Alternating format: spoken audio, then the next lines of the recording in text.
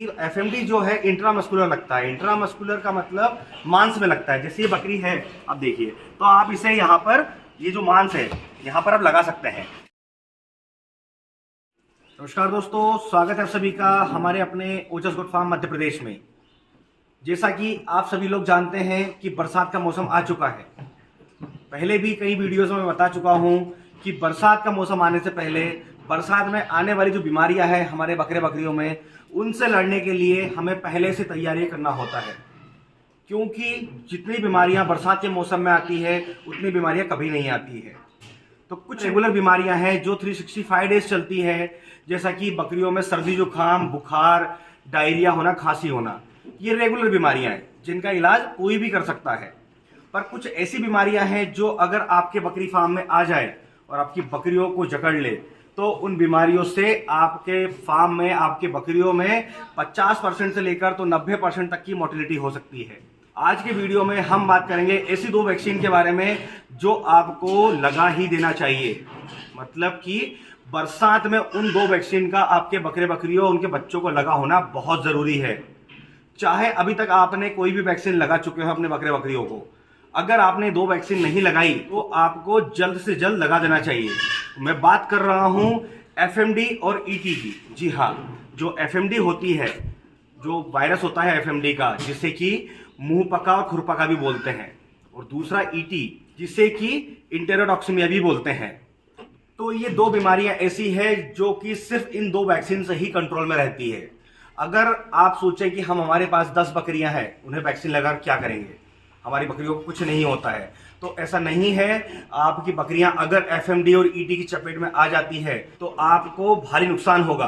और आप वैक्सीन की अगर मैं बात करूं तो वैक्सीन बहुत ज़्यादा सस्ती आती है, जिससे कि आप अपने बकरे बकरियों को पूरी बरसात के मौसम में सुरक्षित रख सकते हैं।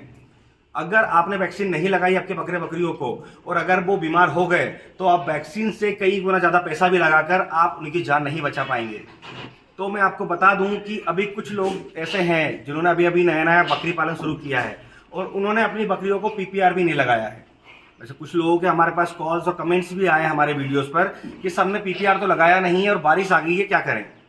तो आप लोगों के लिए ये जानकारी बहुत ज़्यादा महत्वपूर्ण होने वाली है।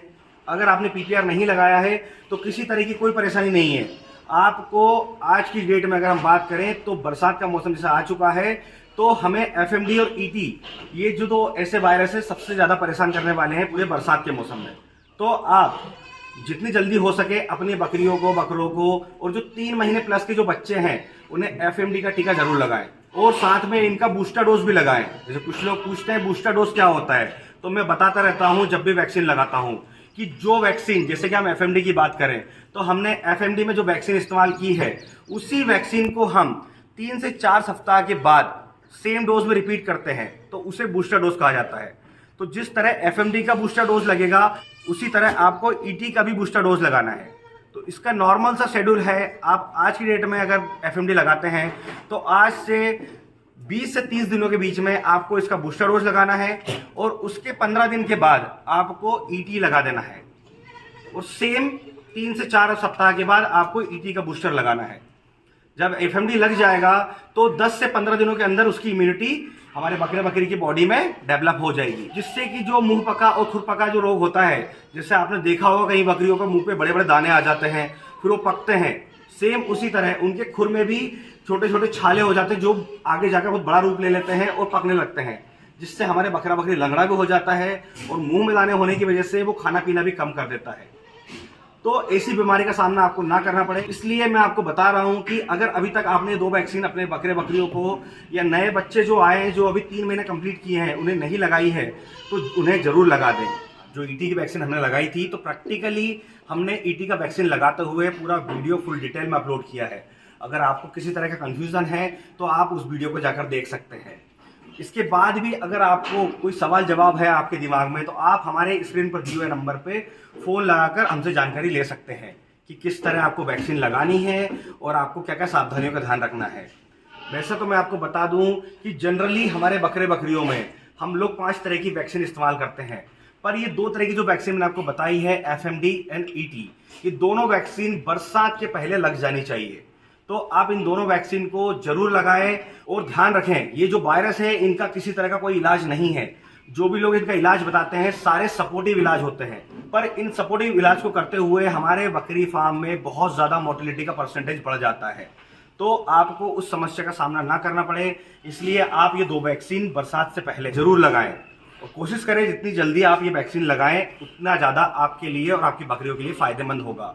जैसा कि आपने हमारा पिछला वीडियो देखा होगा जिसमें हमने ईटी वैक्सीन लगाते हुए दिखाया है, उस वीडियो में कई बकरी पालक और किसान भाइयों के कमेंट्स आए थे कि सर बाकी की जो वैक्सीन हम लगाते हैं उन्हें बकरा बकरी को किस जगह पर मांस में लगाना चाहिए या चमड़ी में लगाना चाहिए। तो आज हम बात कर रहे हैं 2 वैक्सीन एफएमडी और ईटी की। अगर हम बात करें एफएमडी की, एफएमडी जो है इंट्रामस्कुलर लगता है। इंट्रामस्कुलर का मतलब मांस में लगता है। जैसे ये बकरी है, अब देखिए, तो आप इसे यहाँ पर ये जो मांस है इस मांस में लगा सकते हैं। अब हम बात करें ईटी की, तो ईटी जो वैक्सीन है वो सबकट लगती है, तो यहाँ पर आप ज़्यादा सेफ रहता है वैक्सीन को लगाना। इस जगह पर आप इस तरह से चमड़ी को खींचें और ध्यान रखें कि आप वैक्सीन लगाते समय आपकी जो नीडल है वो उस तरफ ना निकले और यहाँ पर लगा दें। तो ये दोनों वैक्सीन जो है आपको एक लगाना इंट्रामस्कुलर, दूसरा लगाना है सबकट चमड़ी में। तो आज का वीडियो हमने इन 2 वैक्सीन पे इसीलिए बनाया है ताकि आप इन वैक्सीन को अपने बकरे बकरियों को और उनके बच्चों को लगाकर समय से पहले सुरक्षित कर लें। और अगर किसी तरह का आपको कंफ्यूजन है वैक्सीन को लेकर या कोई और सवाल जवाब है बकरी पालन से जुड़े, आप हमें हमारे दिए गए नंबर पर फ़ोन कर सकते हैं या फिर हमारे इंस्टाग्राम अकाउंट पर जाकर हमें मैसेज से भी सवाल जवाब कर सकते हैं। तो इसी तरह बकरी पालन से जुड़ी जानकारी के लिए हमारे चैनल से जुड़े रहें। अगर अभी तक आपने हमारे चैनल को सब्सक्राइब नहीं किया है तो सब्सक्राइब कर लें ताकि समय से बकरी पालन से जुड़ी जानकारी आपको मिलती रहे। तो फिर मिलेंगे एक नए वीडियो में नई जानकारी के साथ। धन्यवाद।